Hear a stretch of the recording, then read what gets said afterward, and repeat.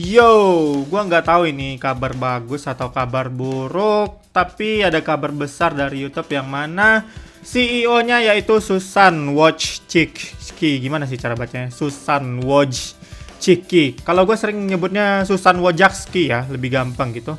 Dia turun sebagai CEO YouTube ya. Jadi ini beritanya udah resmi. Setelah 9 tahun menjabat sebagai seorang CEO di YouTube ya kan, akhirnya si Susan turun dari tahta tersebut. Ya dia di Google sendiri udah 25 tahun ya. Dia bisa dibilang kenalan asli dari dari pendiri Google. Dan ya sama pendiri Google, setelah mereka ngakuisisi YouTube, dia dikasih jabatan untuk ngehandle YouTube ya kan, sampai akhirnya dia menjadi CEO pada tahun 2014 lalu kalau nggak salah.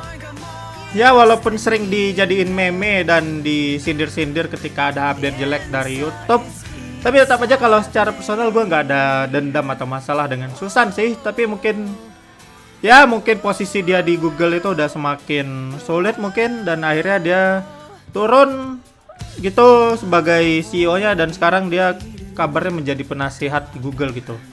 Dan buat penggantinya sendiri itu udah ada, dia yang sekarang itu pengganti CEO YouTube itu memang kerja di YouTube juga, dia sebagai entah dewan apa lah gitu, pokoknya masih di bawah CEO kemarin, dan sekarang dia yang naik. Kalau nggak salah namanya itu Neal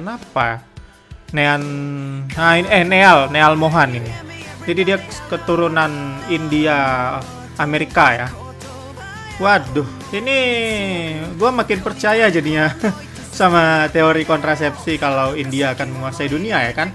CEO-nya Google orang India, Sundar Pichai. Sekarang CEO YouTube mereka juga melantik keturunan India Amerika ya kan, Neal Mohan ini. Jadi kayaknya skin doang Amerika gitu Google sama YouTube nih, tapi isinya banyak orang India gitu.